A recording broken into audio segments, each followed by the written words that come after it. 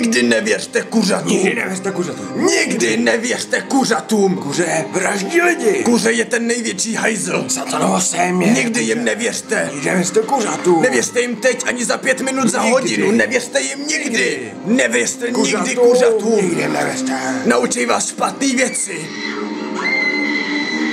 Kuřata vraždějí lidi, slyšíte? Nevěřte kuřatům. Kuře mě naučilo kouřit, hele. Kuře ho naučilo kouřit. A proto nikdy nevěřte kuřatům. Nikdy nevěřte. Už to chápete? Proč to ještě nechápete? Apokalypse, Nevěřte armáda, kuřat, všechny nás zabijou. Nevěřte kuřatům. Nikdy nevěřte. Máte rádi život? Nevěřte kuřatům. Jestli jo, tak nevěřte kuřatům. Nikdy nevěřte. Nevěřte kuřatům.